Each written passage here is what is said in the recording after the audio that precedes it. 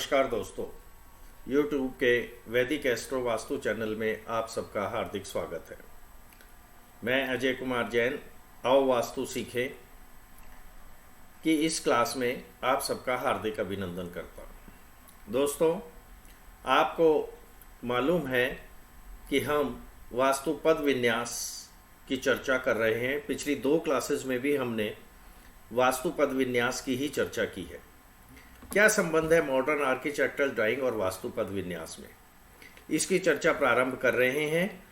2 classes में हमने सीखा किस प्रकार से एक जो बिल्कुल दिशा मध्य से जिस भूखंड में पूर्व पश्चिम उत्तर दक्षिण दिशाएं जाती हैं 90 डिग्री पर, उसमें हमें कैसे वास्तु पद विन्यास करना है, और दिग्भ्रमित यानी कि जिसमें भूखंड के मध्य से पूर्व पश्चिम उत्तर दक्षिण दिशाएं नहीं है जा रही हैं, उन भूखंड में हमें कैसे वास्तु पद विन्यास करना है, इसकी चर्चा हमने पिछले 2 क्लासेस में की है। आज हम चर्चा करेंगे दोस्तों कि 81 पदों के स्वामी देवता कौन कौन से हैं। ये जो 81 पद हैं, ये 81 जो छोटे छोटे हमने विभाजन किया है अपने भूखंड का, ये 81 जो हैं ये ऊर्जा क्षेत्र हैं। मैंने आपको पहले भी बताया, ये छोटे छोटे ऊर्जा क्षेत्र हैं। हमने 81 ऊर्जा क्षेत्रों में विभाजन किया है अपने भूखंड का। आप सब जानते हैं वास्तु पुरुष समस्त 81 पदों का स्वामी है। हमने प्रारंभ में चर्चा की थी कि वास्तु पुरुष पूरे भूखंड पर औंधा होकर के, ईशान की ओर सिर करके और नैऋत्य की ओर पांव करके पूरे भूखंड पर व्याप्त है। उनकी आकृति पृष्ठ उठावा, पीठ उठावा, औंधा होकर के है तथा वक्र बताई गई है। वास्तु पुरुष का सिर ईशान कोण में तथा पैर नैऋत्य कोण में स्थित है। मैं आपको बार बार बताता आ रहा हूं। तथा वास्तु पुरुष भूमि पर शयन करते हुए सदा भूमि में वास करते हैं। वो पूरे भूखंड पर उनका स्वामित्व है। भवन निर्माण प्रारंभ से पूर्व ही भूखंड को 81 पद वास्तु के अनुसार विभाजित कर लिया जाता है तथा उसके पश्चात उसमें वास्तु पुरुष की परिकल्पना साकार की जाती है। कैसे की जाती है? वास्तु पुरुष के कौन से अंग कौन से पद पर पड़ते हैं, पद विन्यास के कौन कौन से देवता हैं, जो 45 देवता हमने उन ऊर्जा क्षेत्रों की बात करी थी, उनके विषय में आज हम चर्चा करेंगे दोस्तों। तो पद विन्यास आधुनिक भवन रेखा चित्र का प्राचीन व वैदिक स्वरूप है। मैंने पहले भी आपको बताया है, आर्किटेक्चरल ड्राइंग्स का प्राचीन और वैदिक स्वरूप है। और यदि हम इस भवन रेखा चित्र में 81 पद के वास्तु के पद विन्यास और वैदिक वास्तु नियमों का पालन करते हुए बनाएंगे तो भवन में निवास करने वाले प्राणी सुखी, समृद्ध और शांतिपूर्ण जीवन व्यतीत करेंगे। वास्तु पुरुष समस्त पदों के स्वामी कहे गए हैं, अर्थात वास्तु पुरुष संपूर्ण वास्तु पर विद्यमान है। परंतु 81 पद वास्तु में समस्त 81 पदों का आधिपत्य 45 देवताओं को प्रदान किया गया है। इन 45 देवताओं को 2 श्रेणी में बांटा जा सकता है दोस्तों, भीतरी देवता तथा बाहरी देवता। अब ये देखिए, ये 81 पद का विभाजन, 81 पदों के नाम, 81 पदों के किस तरह से उस पूरे भूखंड के ऊपर वास्तु पुरुष ने जो है उसको पूरा भूखंड को कैसे व्याप्त कर रखा है, पूरे भूखंड पर वास्तु पुरुष की जो परिकल्पना है वो कैसे साकार की जाती है, इस रेखा चित्र को आपको हमेशा ध्यान में रखना है दोस्तों। ये जो 81 पद का वास्तु है, इसमें वास्तु पुरुष की परिकल्पना किस प्रकार की गई है। ईशान कोण में आप देख रहे हैं उनका सिर है, नैऋत्य कोण में उनके पांव हैं, पूर्व और उत्तर में उनकी दाईं और बाईं भुजा है, और अगर आप देखें तो दक्षिण और पश्चिम दिशा में उनके घुटनों से नीचे के पांव हैं। और ये जो ब्रह्म स्थान जिसकी हमने परिकल्पना की थी, ये देखिए, ये बीच का जो स्थान है, 9 पद जिनको नवपादिक भी कहते हैं और हम ब्रह्म स्थान के नाम से भी जानते हैं दोस्तों, इसमें ब्रह्मा जी इसके स्वामी कहे गए हैं। भीतरी देवताओं में 3 श्रेणियां बनाई जा सकती हैं। केंद्राधिपति यानी कि वास्तु के केंद्र स्थान को, जैसा अभी आपने चित्र में देखा, ब्रह्म स्थान के नाम से संबोधित किया गया है। 81 पद वास्तु में केंद्र के 9 पदों के स्वामी ब्रह्मा है, इसलिए यह स्थान नवपादिक ब्रह्मा के नाम में से जाना जाता है। मध्यस्थ देव ब्रह्म स्थान के पूर्व के 6 पद के स्वामी अथवा षटपदिक अर्यमा, दक्षिण के षटपदिक विश्वान, पश्चिम के 6 पदों के स्वामी मित्र तथा उत्तर के 6 पदों के स्वामी पृथ्वीधर हैं। इसको इस तरह से देखें। ये देखिए, ये उत्तर के 6 पद, इसके स्वामी पृथ्वीधर, ये पूर्व के 6 पद, इसके स्वामी अर्यमा, ये दक्षिण के 6 पद, इसके स्वामी विवस्वान, और ये पश्चिम के 6 पद। ये हमने चर्चा की थी, इसके स्वामी मित्र। जब हमने दूसरी क्लास में ये चर्चा की थी और 81 पदों का विभाजन किया था, और कैसे किस भूखंड पर हम 81 पदों का विभाजन करेंगे, जब हमने चर्चा की थी तो ये तब हमने ये चर्चा की थी। तो ये तो केंद्र के हो गए और ये मध्यस्थ के 6 पद हो गए दोस्तों। इसके बाद आगे बढ़ते हैं। मध्यस्थ कोणों के देव ब्रह्म स्थान के 9 पद के स्वामी ब्रह्मा, आग्नेय कोण के 2 पदों के स्वामी सविता तथा सावित्र, नैऋत्य कोण के 2 पदों के स्वामी जय व इंद्र, वायव्य कोण के 2 पदों के स्वामी राजयक्ष्मा व रुद्र तथा ईशान कोण के 2 पदों के स्वामी आप और आपवत्स हैं। ये देखिए, जिसकी अभी हमने चर्चा की, इस तरह से ये 2 पदों के स्वामी वायव्य, ईशान, नैऋत्य और आग्नेय कोण दोस्तों, इनके पदों के स्वामी के 2 पदों के स्वामी राजक्षमा, रुद्र, ईशान कोण के 2 पदों के स्वामी आप और आपवत्स हैं। इस प्रकार से बाहरी देवता 32 पदों के स्वामी हैं।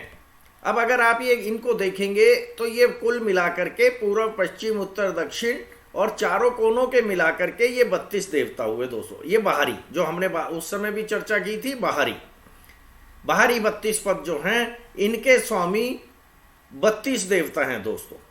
ये 32 देवता जो हैं, इन 32 पदों के, और इन 32 पदों में से 8 पदों के स्वामी, 8 देवता 2 पदों के स्वामी हैं। ये देखिए, इसकी भी चर्चा हमने पिछली बार की थी कि अगर आप यहां देखेंगे जयंत, और ये भी अंदर का जो पद है वो जयंत है। ये यहां देखेंगे भ्रश, ये भी अंदर का पद भ्रश है। यहां देखेंगे वितत, ये भी वितत है। यहां देखेंगे इंद्र, ये भी इंद्र है। और इस तरह से ये देखिए सुग्रीव, ये भी सुग्रीव है। और ये यहां पर शोष, ये भी शोष है। यहां पर मुख्य, यहां पर भी मुख्य है। और यहां पर अदिति, यहां पर भी अदिति है। यानी कि ये 32 पद के स्वामी तो 32 देवता हैं, लेकिन इन 32 में से 8 जो देवता हैं वो 2 पदों के स्वामी हैं। अदिति 2 पद के स्वामी हैं, जयंत 2 पद के स्वामी है, भ्रश 2 पद के स्वामी है, वितत 2 पद के स्वामी है, भृंगराज 2 पद के स्वामी है, सुग्रीव 2 पद के स्वामी है, शोष 2 पद के स्वामी है, और मुख्य भी 2 पद के स्वामी है। तो इस प्रकार से 24 देवताओं को बाहर के 1 पद का आधिपत्य है, और 8 देवताओं के बाहर के 1 पद और अंदर के 1 पद का आधिपत्य प्रदान किया गया है। ईशान कोण में प्रारंभ करें तो अग्नि, पर्जन्य, जयंत।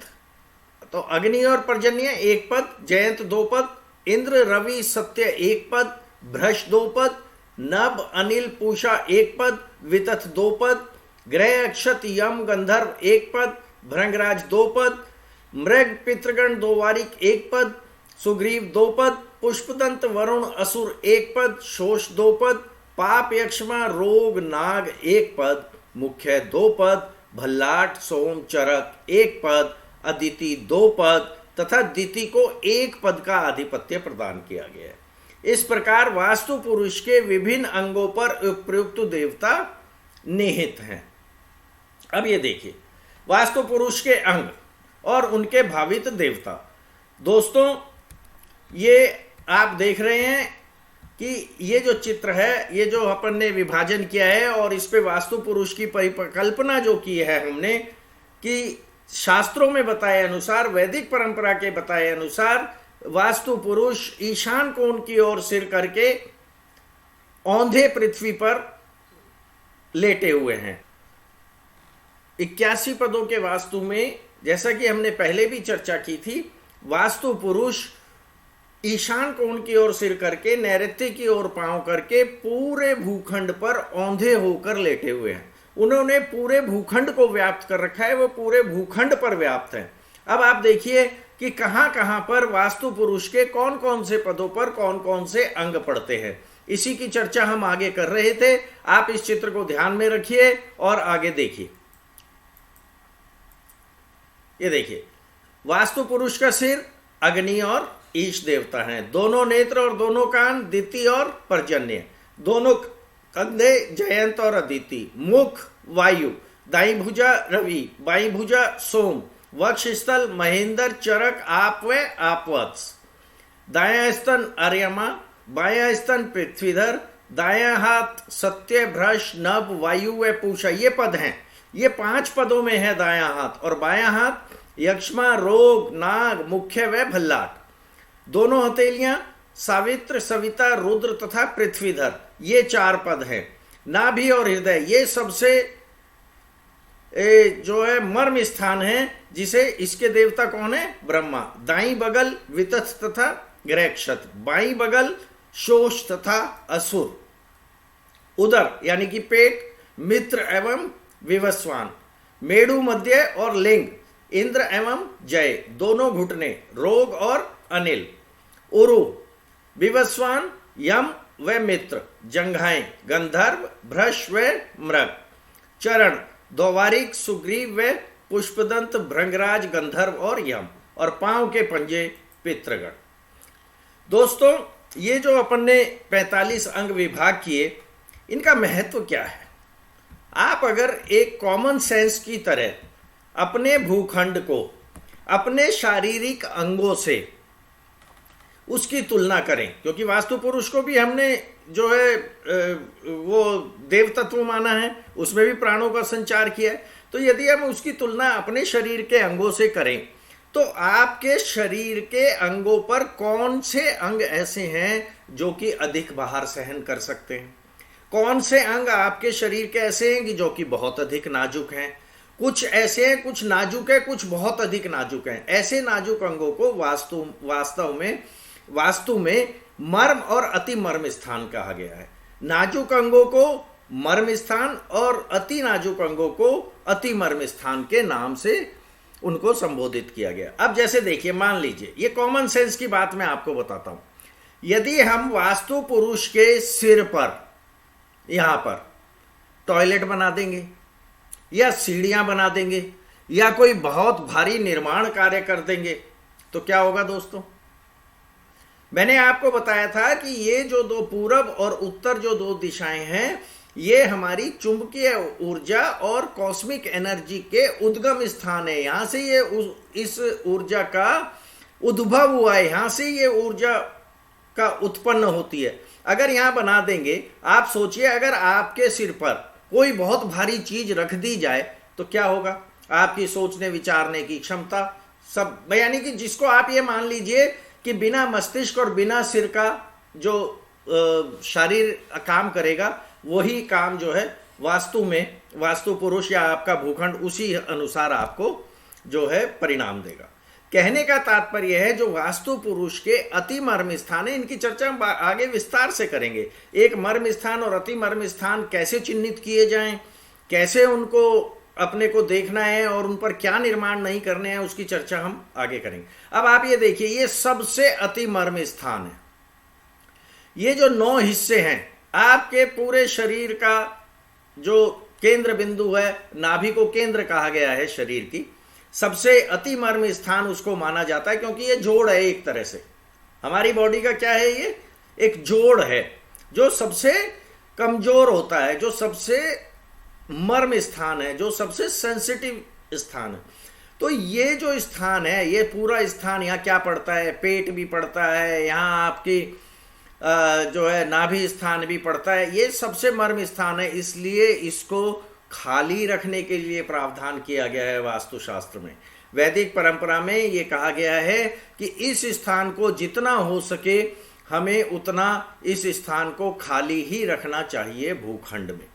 तो मेरा कहने का तात्पर्य है दोस्तों, यदि आप वास्तु पुरुष की परिकल्पना इस प्रकार से अपने भूखंड पर कर लेंगे या किसी भी भूखंड पर कर लेंगे, तो आप एक कॉमन सेंस के अनुसार भी आपको ये जानने की बहुत ज़्यादा आवश्यकता नहीं पड़ेगी कि कहाँ पर कौन सा निर्माण किया जाना। अब जैसे जितना भारी निर्माण है, ये भुजा और ये पांव का, और ये दूसरा पांव, ये पांव और ये पांव, पांवों के में भी ये जंघा का जो पोर्शन है, ये वाला जो पोर्शन है, इस पर सबसे अधिक भारी निर्माण आपको करना है। आ गया कि दक्षिण और पश्चिम, यानी कि सबसे भारी निर्माण आपको कहां करना है, दक्षिण और पश्चिम में करना है, और उससे कम भारी जो आपको निर्माण करना है वो करना है भुजाओं पर, भुजाओं के ऊपर और कंधों के ऊपर।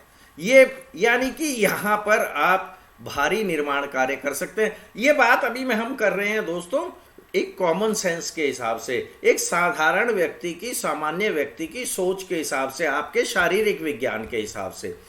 तो मेरा कहने का तात्पर्य है कि आपको ये ध्यान में रखना है कि इन 45 जो 81 पदों के जो स्वामी हैं वो 45 देवता हैं। इन 45 देवताओं के नाम जो हैं वैदिक नाम इस प्रकार हैं। ब्रह्मा को सहस्त्रानाम भी कहते हैं, वन्नी को शंकर शिव, पर्जन्य वृष्टिमान अंबादाधीप, जयंत काश्यप भगवान, महेंद्र को देवपति असुरों के संहारक कहा गया है, विवस्वान सूर्यपुत्र यम का दूसरा नाम है, सत्य धर्म का है, भ्रश कामदेव को कहते हैं, अंतरिक्ष नभ को कहते हैं, अनिल वायुदेव हैं, पूषा मातृगण हैं, वितत अधर्म कलिका अप्रिय पुत्र, ग्रहक्षत बुद्ध, यम प्रेतों के अधिपति सूर्य पुत्र, गंधर्व नारद, भृंगराज नेत्रत्री के पुत्र, मृग स्वयं धर्म, पितृगण पितृलोक निवासी देवगण,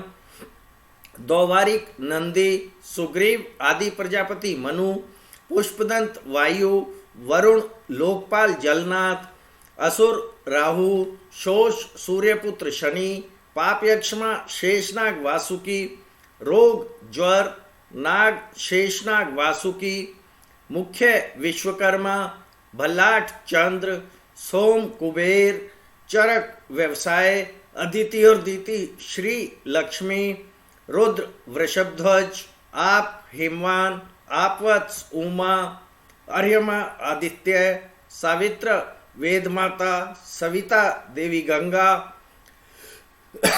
सॉरी, विवस्वान मृत्यु शरीर हरता, जय वज्री और इंद्र, इंद्र बलवान हरि, मित्र हलधर माली, रुद्र महेश्वर, राजयक्ष्मा कार्तिकेय, चरकी विदारी पूतना तथा पाप राक्षसी। इसके बारे में भी थोड़ी सी चर्चा कर लेते हैं। ये कौन है? देवों की अनुचर हैं, रक्षा योनि में रहने वाली देवियां। ये जो अभी हमने उसकी चर्चा की थी दोस्तों 81 पद के वास्तु की, और उस पर हमने वास्तु पुरुष की परिकल्पना की है। अब आप ये देखिए, ये जो 4 कोने हैं, यहाँ रोग के साथ जो है एक एक नाम और दिया हुआ है, चिदारी पूतना और पाप राक्षसी, ये 4 नाम हैं। तो ये चारों जो हैं ये रक्षा देवियां बताई गई हैं, ये भी चारों कोनों की स्वामिनी हैं। तो इस प्रकार अगर आपने देखा कि जब हमने देखा था दिग्भ्रमित या दिग्मूढ़ जब भूखंड होता है, उसमें अगर कोई जब इससे 2 क्लास पहले या 1 क्लास पहले चर्चा की थी कि भूखंड में पूर्व पश्चिम उत्तर दक्षिण दिशाएं बिल्कुल मध्य से नहीं जाती हैं, और भूखंड में कुछ पद कट जाते हैं और कुछ पद बढ़ जाते हैं। तो मेरा कहने का तात्पर्य है, अगर अपन भूखंड में किसी पदों का अभाव है या किन्हीं पदों का कटान है, या कोई क्षेत्र या कोई ऊर्जा क्षेत्र कोई दिशा कट रही है, तो इसका क्या तात्पर्य है कि वास्तु पुरुष के कोई ना कोई अंग से हीन है। या तो वास्तु पुरुष का कोई अंग बहुत बढ़ा हुआ है, या वास्तु पुरुष का कोई अंग उस भूखंड में है ही नहीं। दोस्तों आप जानते हो कि शरीर में जो अंगों का अनुपात है उसका सही होना और सभी अंगों का होना बहुत आवश्यक है, आपको सारे कर्म निर्धारित रूप से करने के लिए, सामान्य रूप से करने के लिए। तो यानी कि आप देखिए, मान लीजिए कि हमारे शरीर में अगर कोई अंग उपलब्ध नहीं है, या कोई अंगहीन है, या कोई अंग बहुत बढ़ा हुआ है, बहुत ज्यादा उसकी ग्रोथ हो रही है, तो ये दोनों ही कारण हमारे द्वारा किए जाने वाले हमारे सांसारिक और आध्यात्मिक कर्मों में एक बाधा उत्पन्न करते हैं और अच्छा परिणाम नहीं देते।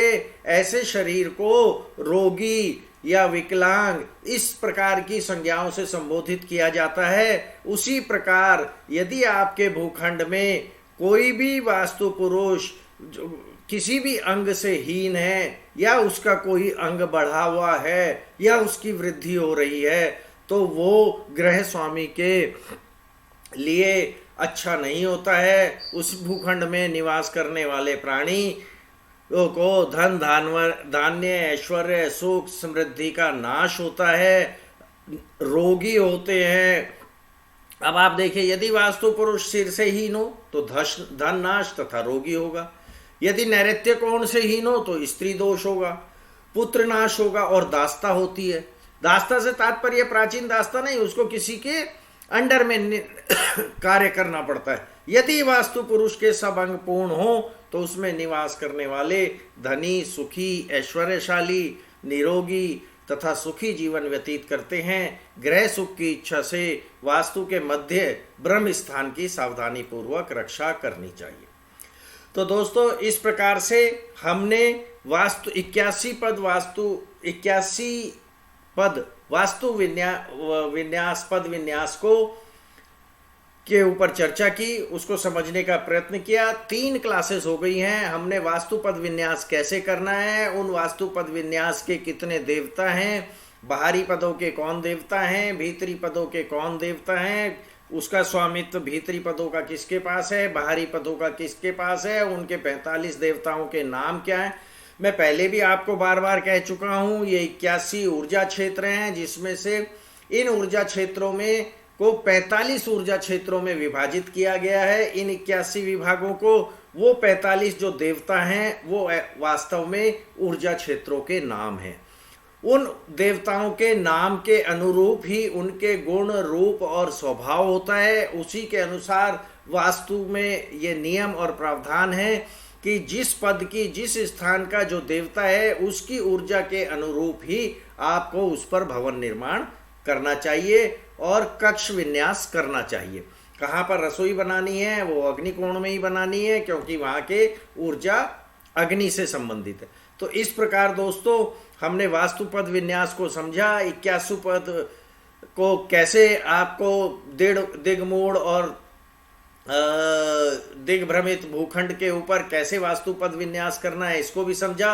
और जैसे अब हम अगली क्लास में ये समझने का प्रयास करेंगे कि आपके भूखंड पर या बने हुए भवन पर 81 पदों के इस पद विन्यास को कैसे सुपर इम्पोज करेंगे और कैसे वास्तु पुरुष को उसके ऊपर सुपर इम्पोज करेंगे।